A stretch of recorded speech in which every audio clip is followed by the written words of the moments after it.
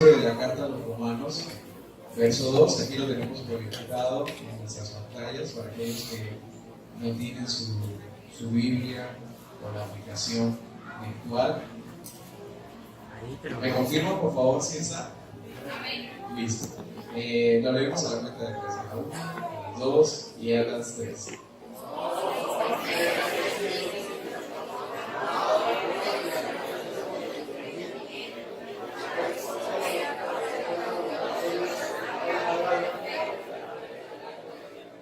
Amén. Pueden sentarse, tengan la amabilidad.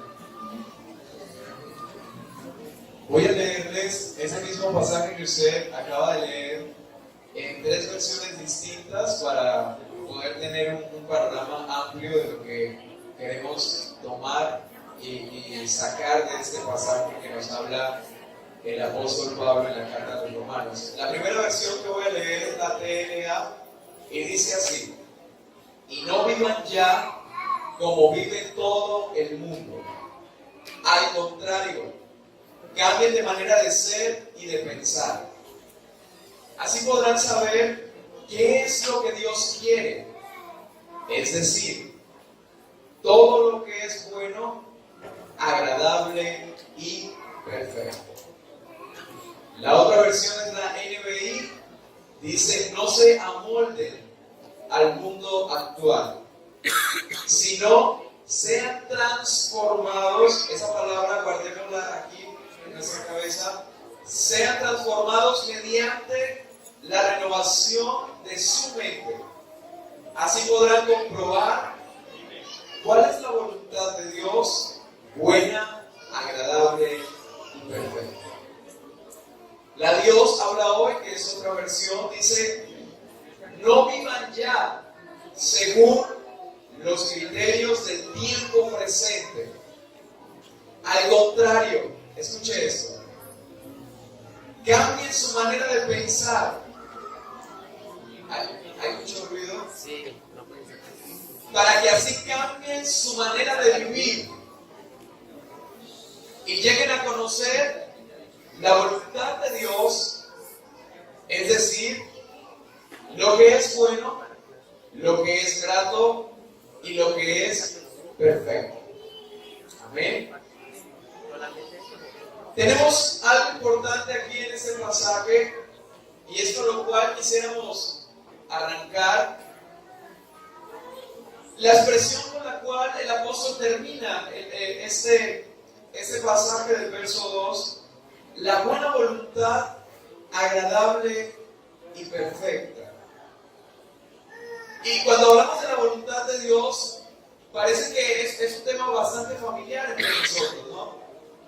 Porque siempre estamos diciendo: tenemos que hacer la voluntad de Dios, vamos a ver si esto es la voluntad de Dios, vamos a ir en la voluntad de Dios, si la voluntad de Dios, y si la voluntad de Dios no podemos hacer esto, y si esto lo hacemos debe ser en la voluntad de Dios. Y se vuelve un lenguaje común entre nosotros, algo cotidiano en nuestra manera de hablar. Le vamos diciendo casi siempre: si queremos emprender un proyecto, decimos, pero tiene que estar en la voluntad de Dios. Si se quiere emprender una relación, se dice, pero que sea la voluntad de Dios. Pero a veces lo decimos sin tener ningún tipo de sentido profundo de lo que quiere decir en realidad la voluntad de Dios. Porque caemos en esa cotidianidad de la palabra y no vamos a la profundidad de lo que representa. Bíblicamente puede tener varios sentidos o varios significados. Tal vez podríamos hablar de 4. Es espiritualmente dañino en nuestra vida utilizar el lenguaje, lo que hablamos, y no saber qué estamos hablando. Hay personas que hablan de bendición, pero no viven en bendición. Hay personas que hablan de la voluntad de Dios, pero no viven en la voluntad de Dios. Entonces, usar un lenguaje y no saber qué es lo que estamos hablando es perjudicial, es dañino, no nos ayuda en nuestra vida. ¿Saben por qué? Porque con el tiempo crea una cáscara a nuestro alrededor. Crea una cáscara cáscara en nuestra forma de vivir. Crea una cáscara en nuestra vida que bien puede encerrar algo vacío o un concepto errado. Entonces, cuando oímos algo distinto, al tener esa cáscara en nosotros, reaccionamos de manera agresiva o violenta. No a golpes, pero sí con palabras violentas. ¿Qué pasaba con Jesús cuando venía a poner en juego o contra la pared los conceptos, cáscaras que la tradición había implantado en sus vidas? Automáticamente alguien se levantaba a hablar en contra de él. A tal punto de que Jesús tiene que decirles: ustedes son sepulcros blanqueados. Tienen una cáscara, pero por dentro están vacíos. No hay nada. Entonces es importante saber, cuando hablamos de la voluntad de Dios, ¿de qué estamos hablando?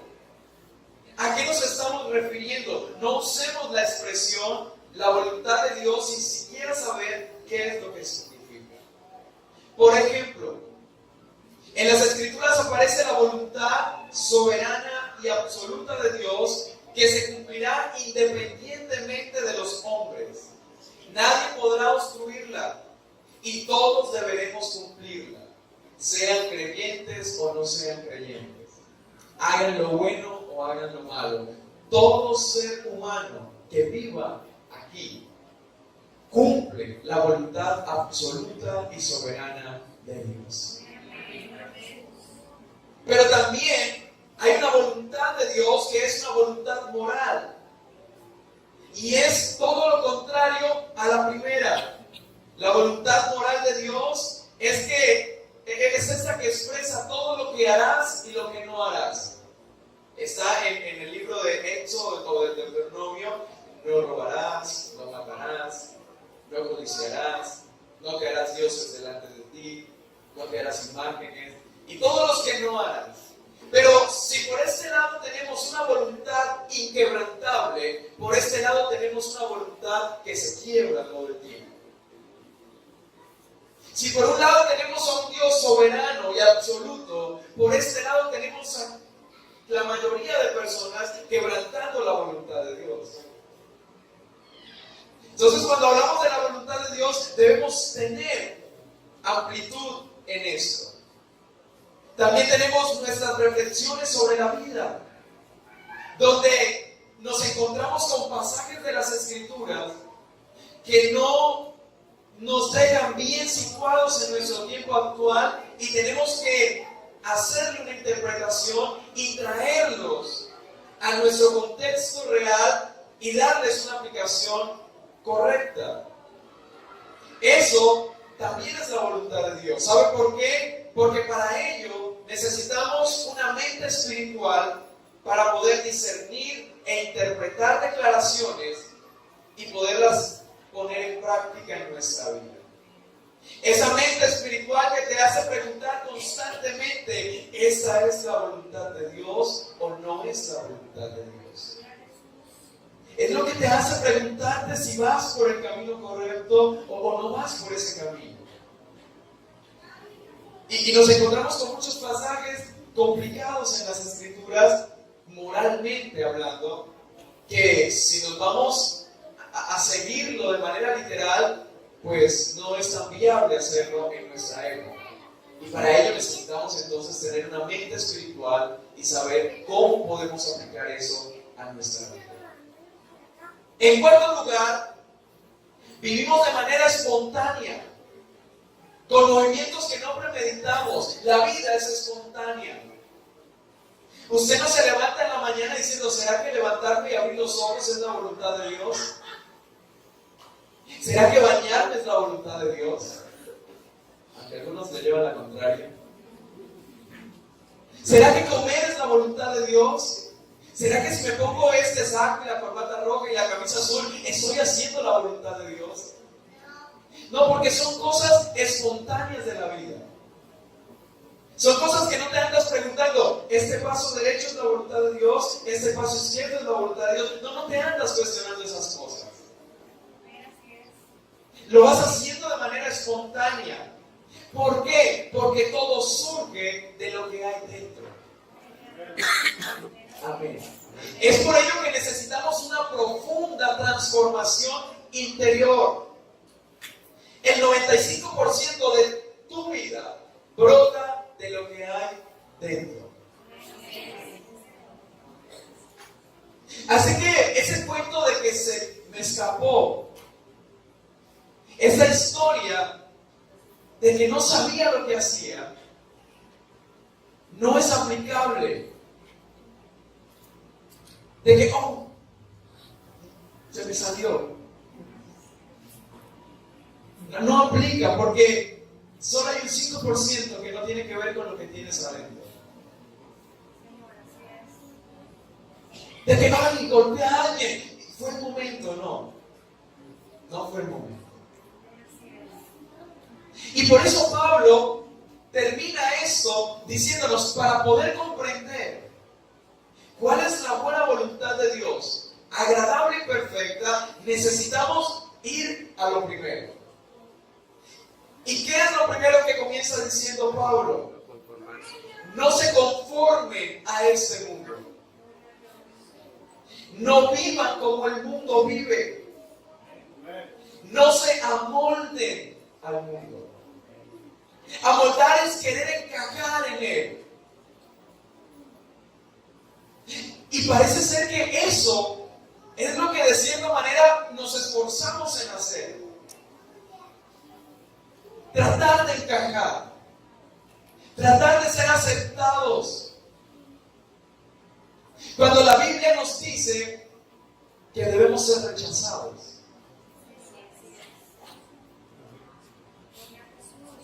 Cuando no debemos encajar, mientras el mundo es redondo, nosotros debemos ser cuadrados. Y Pablo nos dice esto. Pablo nos dice, procuren no encajar. Procuren no amoldarse. Procuren no vivir según los criterios del mundo. Sino al contrario, cambien su manera de pensar para que así cambie su manera de vivir. Quiero hablarles en esta hora bajo el tema renovando nuestra mente. La gente anda haciendo cambios a toda hora. La historia, las modas tienen cambios. Los 80, los 90, el siglo XXI, siglo XX. Y vamos cambiando. La gente anda cambiándose de estilos. Si usted los ve en las fotos, cuando eran jóvenes tenían corte de cabello, una pinta. El pastor tenía bigote. Yo lo he visto.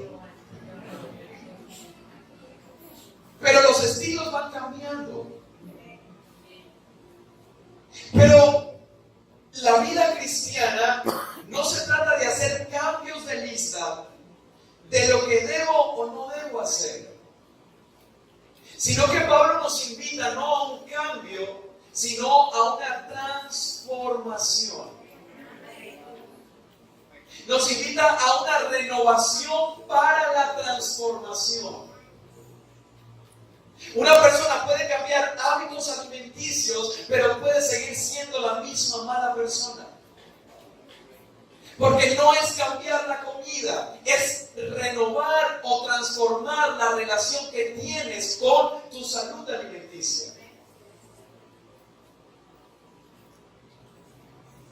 Las personas se cambian de ropa, pero por dentro siguen siendo iguales. Y esta es mi lucha constante con lo que las personas tratan de hacer con las otras personas. Cambiarles afuera. Cuando el Evangelio se trata de que Jesús transforme adentro. Y las personas cambian el alcohol por el Mr. T, pero siguen siendo malas personas. Porque si hablamos de cambio, de listas de cosas buenas y de cosas malas, ¿cómo hablaríamos con los japoneses? Que en su criterio de vida está ser buenas personas. ¿Qué le decimos a un japonés culto que debe cambiar? No debe cambiar nada porque no roba, no mata, no miente, es responsable, quizás no bebe. Pero el problema no está en lo que hacemos o dejamos de hacer. No es ir a tu refrigerador y colocar una lista nueva de cosas por hacer. Porque no es lo que nos está diciendo Pablo. Pablo nos está hablando de algo mucho más importante que simplemente cambiar las camisas manga corta por mangas largas. O cambiar una corbata ancha por una corbata delgada. Nos está hablando de algo con mayor sentido. La palabra transformación también es encontrada en otro pasaje de las Escrituras que está en Mateo 17, verso 2. Dice allí se transfiguró en presencia de ellos, hablando de Jesús, y su rostro resplandeció como el sol, y su ropa se volvió blanca como la luz. Transfiguración y transformación vienen de la misma palabra. Jesús se transformó delante de los que estaban allí. Esto nos quiere decir que la transformación es algo glorioso, es algo poderoso, es algo espiritual. Y Dios nos llamó a nosotros para ser transformados, no cambiados. Dios no quiere cambiar a las personas. Dios quiere transformar una naturaleza pecaminosa a una naturaleza que le dé la gloria a Él. Porque si se tratara de cambiar a los seres humanos, entonces usaría la estrategia que usó en el diluvio. Eso es cambiar. Quito esto y pongo esto. Es un intercambio. Pero Dios no quiere hacer eso con las personas. Quiere usar a ese mismo que un año atrás mató a alguien. Lo quiere transformar para que ahora, en lugar de matar, dé vida. Quiere usar a ese mismo que antes hablaba de en contra de Dios. Lo quiere transformar y ponerlo a hablar de las maravillas que Dios hace. Cuando hablamos de transformación, no es solo cambiar lista de comportamientos. Parece que las personas llegan a nuestros lugares solo para cambiar comportamientos. Y es bueno hacer estos cambios. Pero le voy a decir que un cambio sin transformación no produce resultados. Pero una transformación produce cambios. Amén, amén. Produce verdaderos resultados. Algo espiritual debe ocurrir en nuestra vida desde adentro hacia afuera. Pero nos gusta vestirnos por los pies y no empezar por lo esencial. No se trata de cambiar la lista de las obras de la carne por la lista de las obras que surgen de mi propio esfuerzo moral. Es que hay personas que batallan por hacer el bien. Dicen, uy, pero qué difícil es ser cristiano, uno tiene que andar correctamente siempre.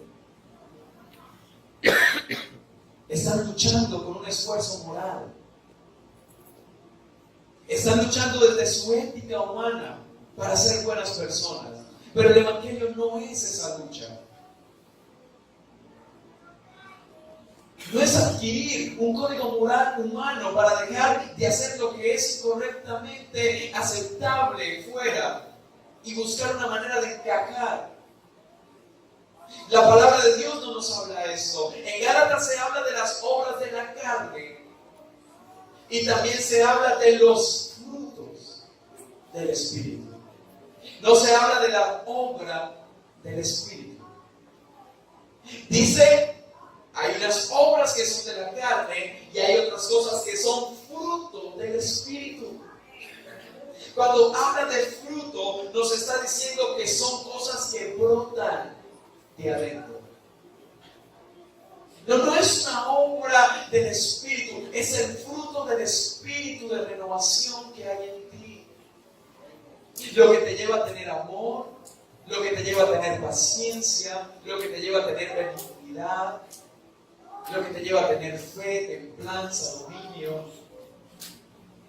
Es un fruto de algo importante. Entonces, Pablo nos dice, no se amolden al mundo, pero ustedes venían de allá, han salido de allá, entonces es necesario algo. ¿Quieren una verdadera transformación? ¿Quieren realmente ser transformados y entender cuál es la buena voluntad de Dios, agradable y perfecta, y dejar de luchar por hacer lo bueno y que brote de manera natural en usted? Debe empezar por algún lugar. ¿Y qué dice Pablo? Pablo dice, se empieza por donde se debe empezar. Dice en el verso número 2, dice, sino que sean transformados mediante, a través de. Hay una verdadera transformación a través de la renovación de su mente. No vamos a tener transformación hasta que Dios no transforme o nosotros no renovemos nuestra manera de pensar. Porque los seres humanos tienen modelos mentales. Todo parte desde la manera como usted mira al mundo y le interpreta. Eso es un modelo mental. Una manera como usted interpreta la vida o el mundo. Entonces, cuando se vive fuera de Dios, hay un modelo mental. ¿Saben cuál es el modelo mental? El que habla Romanos en los primeros capítulos. Conocieron a Dios y no le glorificaron como a Dios, sino que se fueron a darle gloria a las criaturas en lugar del Creador. ¿Y sabe qué dice? Y dice, entonces Dios los entregó a una mente reprobada. Antes de que Caín matara a Abel, todo estaba aquí. Todo se originó aquí. La estrategia, el plan, ¿de qué manera? ¿En qué momento? Lo voy a llevar a tal lugar. Vamos a conversar de esto. Y allí lo mataré. Y las personas viven en esos modelos. Modelos de pobreza, modelos de abundancia. Entonces Pablo nos dice, mediante la renovación de su mente hallarán la transformación. No tomen los criterios del mundo, renueven su manera de pensar. ¿Por qué? ¿Qué hay de malo en nuestras mentes? Es una buena pregunta. ¿Qué pasa con los pensamientos? ¿Por qué son tan importantes? Porque tal es el pensamiento del hombre. Tal es. Porque así como pensamos, vivimos. Amén. La gente no cae. La gente piensa antes de caer y decide tirarse. No es que vas por la vida y te tropiezas y te caes. Es que todo surge de algo aquí. ¿A dónde atacó la serpiente a Eva? La hizo pensar. La hizo cambiar su pensamiento. Ella ya tenía un modelo. El modelo de que no era permitido, de que no era bueno, de que tenía todo, de que estaba bien, de que no le faltaba nada. Pero alguien le hizo cambiar su pensamiento y le dijo, es que serás igual a Dios, es que tendrás conocimiento de esto y de esto. ¿Y para qué quería saber del bien y del mal si estaba bien todo? Pero alguien le hizo originar un pensamiento. Y ese pensamiento le hizo hacer una misión. Entonces Pablo nos dice, es necesario que para que haya una renovación, una transformación, debe hacerse a través de la renovación. ¿Y la renovación qué es? ¿Qué es renovar? No es cambiar. No es cambiar un pensamiento negativo por uno positivo. No es mentalidad positiva. Es renovar, es volver a lo nuevo. En otras palabras, vuelvan a su mente original. ¿Y cuál es la mente original? La que Dios puso en el hombre cuando lo creó. Porque fue creado a imagen y semejanza de Dios. Es necesario que volvamos a nuestro pensamiento original que está en conexión a los propósitos de Dios. Que está conectado, íntimamente ligado a lo que Dios tiene planeado para nuestra vida. Eso es renovar. Eso es volver al origen donde nosotros estamos en uno con Dios. Y lo dice el escritor porque ustedes ahora tienen la mente de Cristo. ¿Y cuál es la mente de Cristo? Hablamos de Cristo como ese hombre que hizo todo lo que un ser humano hace, que vivió sujeto a algo, a la voluntad. ¿Cuál fue su oración en Getsemaní? Pasa de mí esta copa y que no se haga mi voluntad, sino la tuya. Cuando dice el escritor, ustedes tienen la mente de Cristo, en otras palabras, ustedes están ahora ligados mentalmente a los propósitos que Dios tiene planeado para ustedes. O sea que no se trata de cambiarnos, de que si llega alguien hay que ponerle una camisa, hay que ponerle una falda, hay que ponerle esto, hay que decirle que los cristianos hacen esto y hacen aquello. No, hay que invitarlo a que se encuentre con Jesús. Amén. Lo demás lo aprende en el camino. Lo demás es añadidura, pero lo importante es que realmente seamos transformados. Que una persona vaya afuera y no esté pensando en hacer el mal, sino pensando en hacer el bien. Pero no como una lucha de sus códigos morales, sino como fruto del Espíritu que ahora habita en él. Amén, amén. Eso es lo que Pablo nos está diciendo. Necesitamos buscar la transformación, no meternos al club de los cristianos porque se vive bien ahí. Porque se pasa bien los domingos en la mañana, o porque hay buenas personas. No se trata de ser buenas personas. Se trata de tener un encuentro que nos mude de lo que somos dentro y podamos hacer lo que es bueno, lo que es agradable y lo que es perfecto. Eso es lo que Pablo nos quiere decir. No hay transformación hasta que no vuelvan a su pensamiento original. Porque en nuestros pensamientos están nuestras acciones, están nuestros pleitos, están nuestros problemas, están nuestras falencias, están nuestras fallas. ¿Y cuál es la mente del mundo? El pensamiento del mundo es que los seres humanos cambian a medida que se les dé mayor educación. Y no estoy en contra de la educación.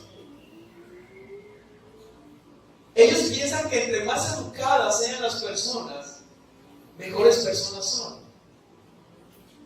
Pero nos damos cuenta que los más educados en química son los que hacen las bombas nucleares. Que los más educados en economía son los que nos están robando nuestro dinero.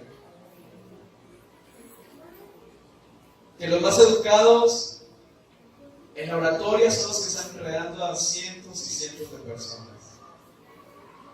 que los más educados son los que hacen mayor daño a nuestra sociedad y a nuestra humanidad. Entonces el pensamiento de que entre más educación tenga una persona, mejor persona es, no es cierto. Porque mientras la persona no sea transformada, no hay un cambio.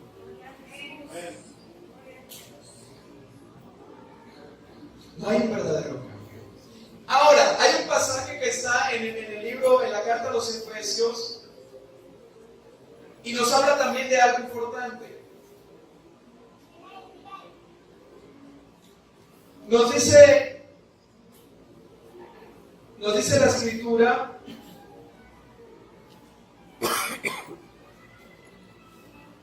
ser renovados en el espíritu de vuestra mente, de vuestro entendimiento.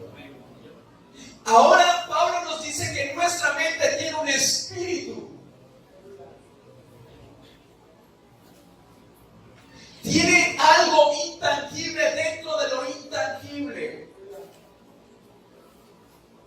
Cuando Pablo nos habla, debemos ser renovados en el espíritu de nuestra mente. Hay una versión que dice, deben renovarse espiritualmente en su manera de juzgar. Y cuando hablamos de juicios, no estamos hablando de señalamientos. Estamos hablando de las declaraciones que hacemos acerca de la realidad. Acerca del mundo. Acerca de la vida. Pero la nueva versión internacional nos dice, debemos ser renovados en la actitud de su mente. Actitud quiere decir manera de estar de alguien dispuesto a comportarse un hombre. O sea que cuando hablamos de nuestra mente, no solamente hablamos de pensamientos, sino que hablamos del espíritu que domina nuestros pensamientos.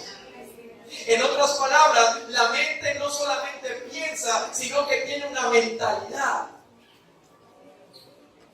La mente no solamente ve, sino que tiene una visión. No solamente sirve para pensar qué es bueno y qué es malo, sino que tiene un modelo de pensamiento que se inclina hacia un lugar o se inclina hacia el otro.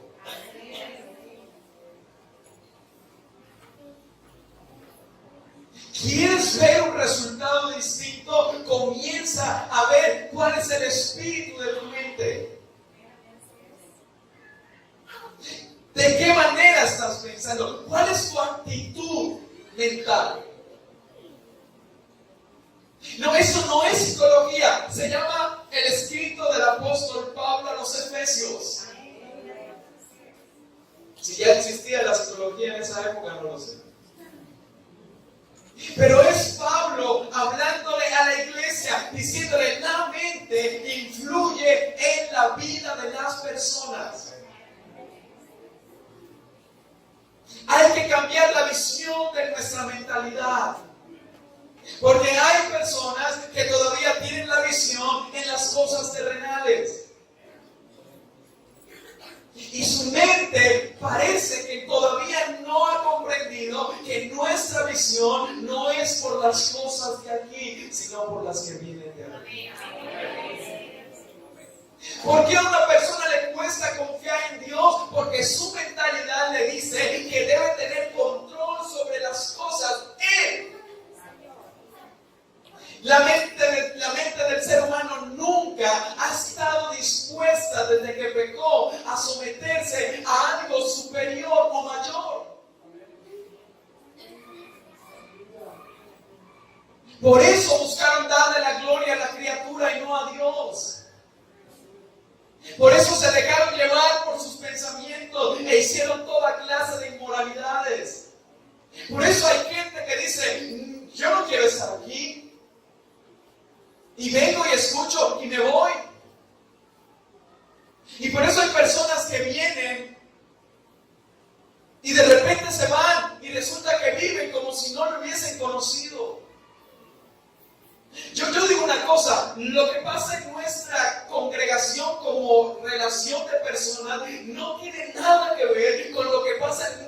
relación con Dios. Entonces, todavía no me cabe en la cabeza de qué manera una persona que en un tiempo estaba, luego se va y parece que no conoció a Dios. Porque mezclan la situación con las personas con lo que tiene que ver con Dios, porque trataron de meterse a una estructura de cambios y no a un plan de transformación.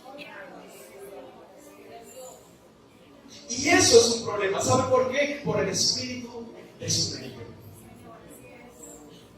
La invitación que nos hace Pablo es a buscar esa transformación mediante, a través de, en el puente de la renovación. ¿Qué nos dice la Escritura? Esta no fue la enseñanza que ustedes recibieron acerca de Jesús. Si de veras Él les habló y les enseñó la verdad que está en Él, con respecto a la vida que antes llevaban, se les enseñó que debían quitarse todo el ropaje de la vieja naturaleza, la cual está corrompida por los deseos engañosos, y ser renovados en el espíritu, en la actitud de su mente, y ponerse el ropaje de la nueva naturaleza creada a imagen de Dios en verdadera justicia y santidad. Verdadera santidad. La santidad no es mostrar cosas. La santidad no se busca en que la gente vea que hago o no hago. La santidad es una conexión.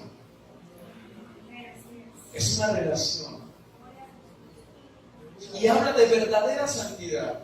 ¿Saben? Nos hemos involucrado tanto en arandelas. Nos hemos empecinado en pelear por nimiedades. Cuando tenemos un problema tan grande todavía sin resolver. Cuando hay cosas más graves que necesitan ser atendidas con urgencia, pero preferimos seguir peleándonos la fecha de Santa Cena, si es un día antes o un día después.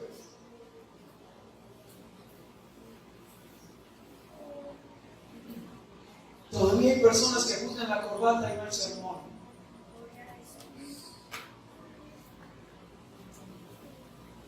Las personas quieren ver solamente. Pero el apóstol Pablo nos llama a una verdadera santidad. A algo real. Y nos dice la palabra, por lo tanto, dejando la mentira, verdad, porque todos somos miembros de un mismo cuerpo. Si se enojan, no pecan. Amén. Tienes libertad para enojarte todo lo que tú quieras, pero no tienes el permiso para herir, para lastimar, para dañar. Te puedes enojar porque hace parte de nuestra naturaleza para mostrar inconformidades, pero no peques. Se puede enojar sin pecar. Amén. Se puede enojar sin decir malas palabras. Es posible, intenta liberar. Amén. Dice, no dejen que el sol se ponga estando aún enojados. O sea, las cosas se resuelven en el momento. Esto es producto de una renovación de la actitud. ¿Sabe? Porque actitud es disposición para obrar. Entonces, como yo tengo una actitud conectada a la igual que hubo en Cristo, yo voy a estar enfocado a hacer lo que me dice el apóstol. A buscar obrar de manera correcta. Voy a procurar no mentir. Voy a procurar no pecar cuando me enojo. Voy a procurar no dejar que los días pasen y que la rencilla quede. Hay que armarse de valor, buscar a la persona, mirarla a la cara y decirle: lo siento, perdóneme. Usted no se imagina cuánto crece usted cuando hace ese tipo de cosas. Sigue diciendo: no den cabida al diablo.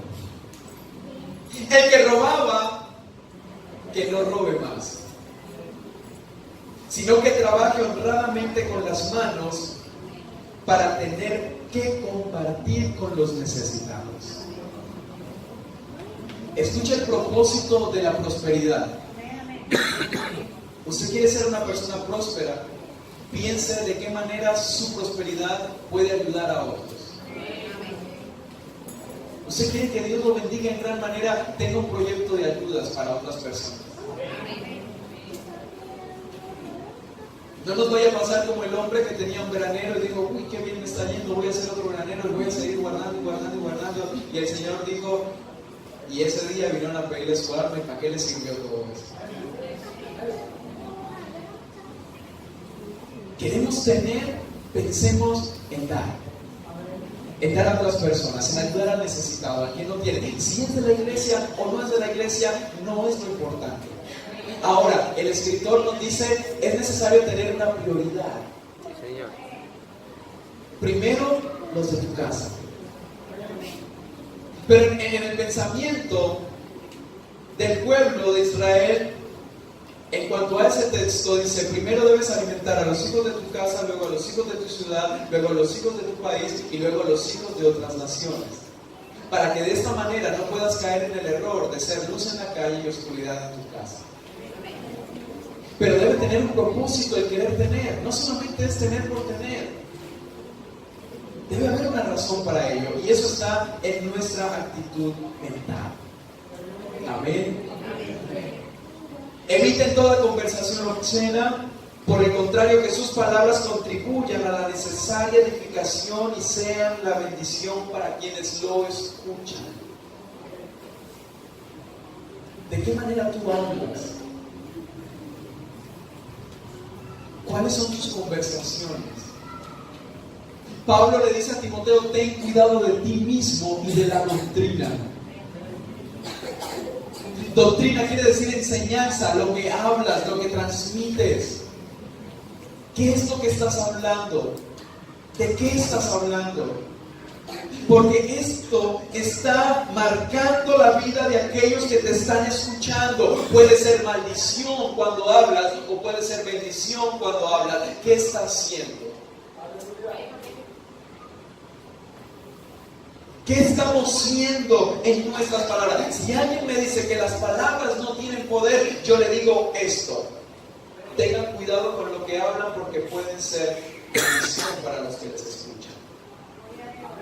Si poder ser bendición no es un acto de poder en la palabra, entonces no entiendo.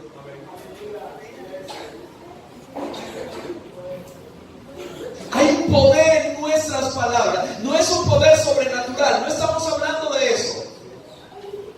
Pero hay un poder en la creación de una realidad cuando la hablamos en las otras personas, que una palabra puede hacer que una persona se fortalezca o se termine de hundir.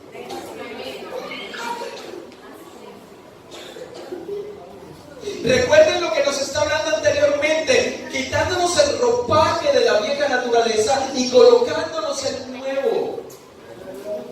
Es que yo soy así, no, usted era así. Es que yo pienso así, no, usted pensaba así. Porque si está en Cristo, usted debe ser transformado y renovado. Amén. Gloria al nombre del Señor. Ya estamos terminando aquí con esos pasajes. Dice: no agravien al Espíritu Santo de Dios, con el cual fueron sellados para el día de la redención. Si usted me dice que esto no es importante, yo le digo: lo que estamos haciendo o lo que podemos hacer, si no tenemos una renovación en nuestro pensamiento, en nuestro modelo mental, en nuestra manera de pensar, en la actitud de nuestra mente, estamos poniendo en tela de juicio el día de nuestra redención.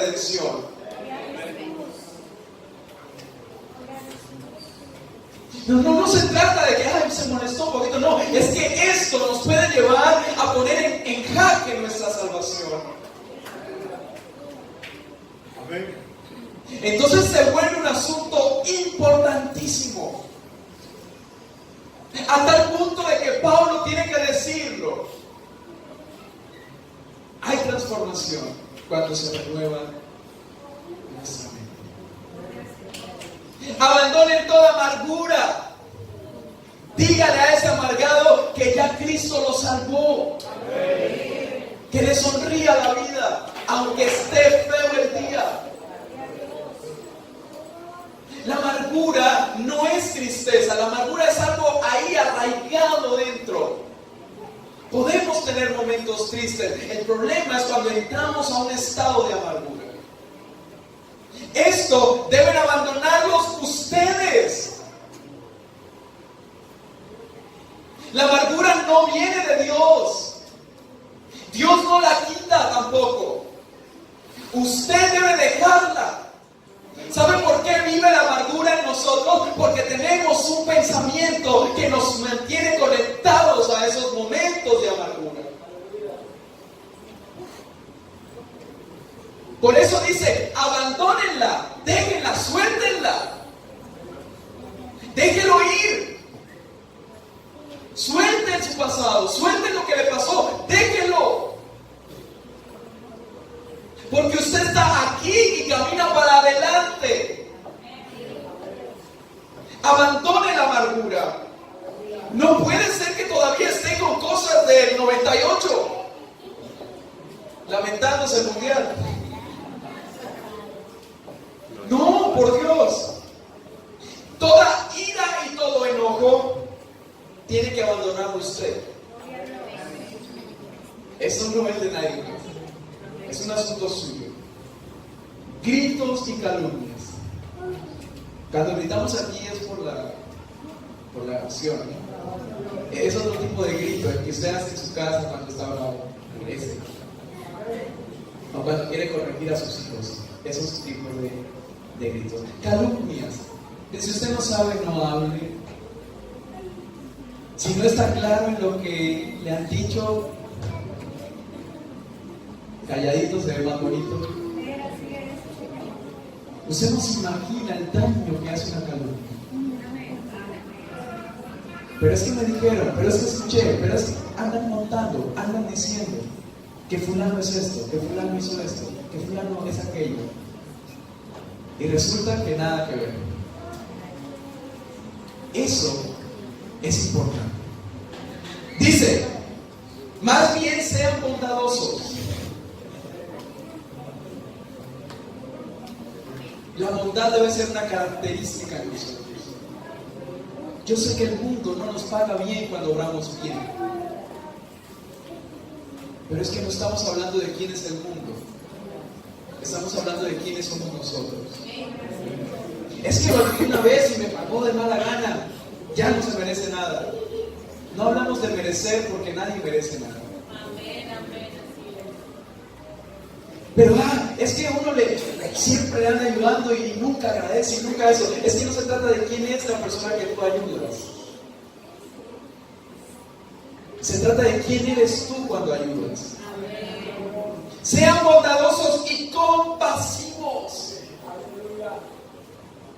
unos con otros.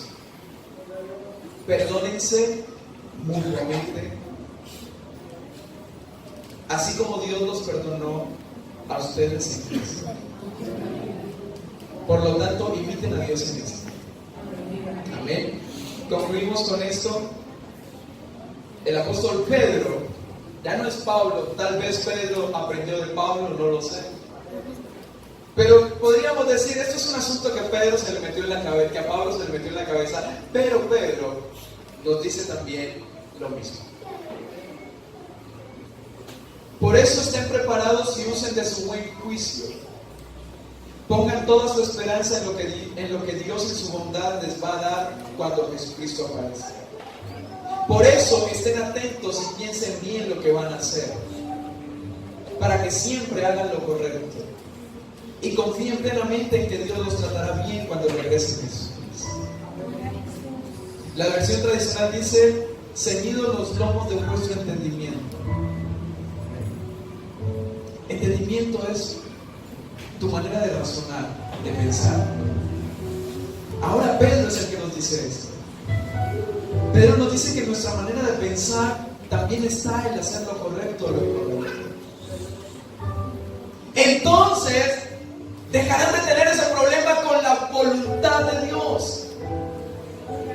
Y la voluntad de Dios se volverá agradable. No, la voluntad de Dios no se volverá lo que usted quiere que sea la voluntad de Dios. No, se volverá agradable independientemente de lo que usted quiera que sea.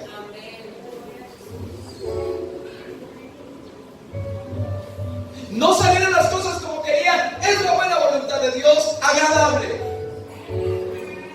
Entonces podré estar siempre gozoso y podré tener gratitud.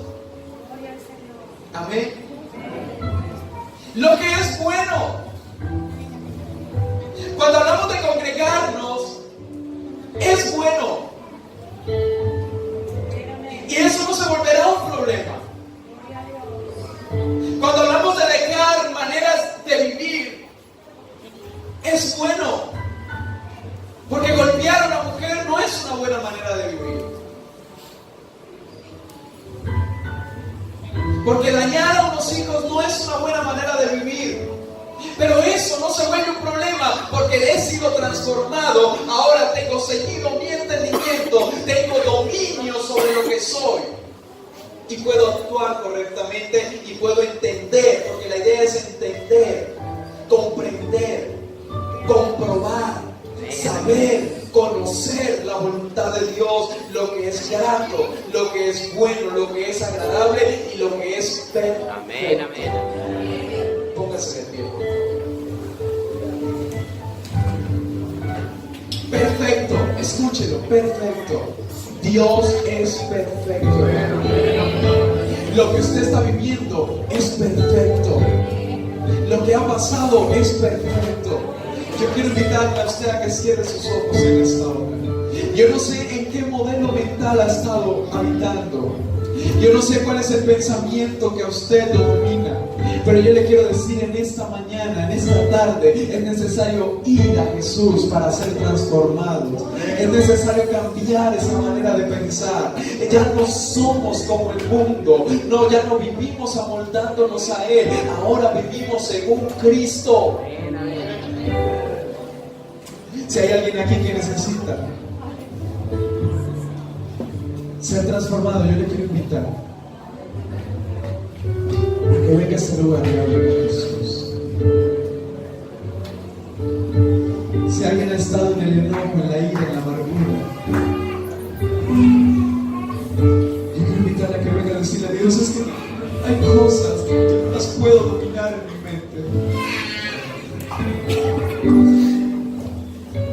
Hay cosas que no las puedo manejar en mis pensamientos.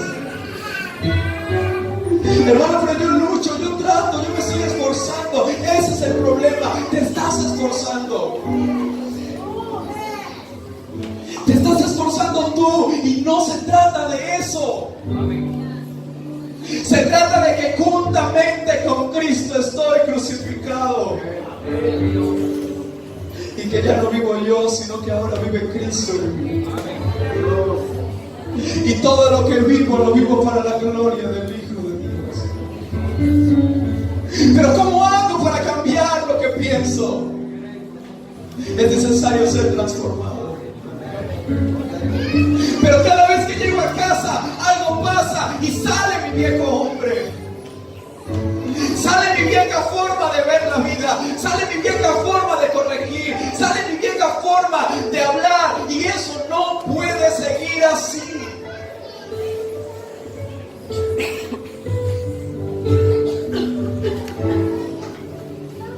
No se amolden al mundo actual. Dile a Dios que meta su mano en tu casa. Dile a Dios que cambie su estructura mental.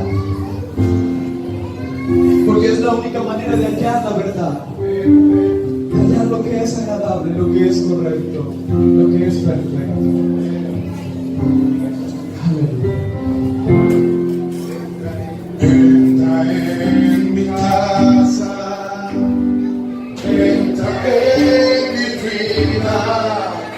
toca en mi Jesús tu sana tu verdad. Aleluya.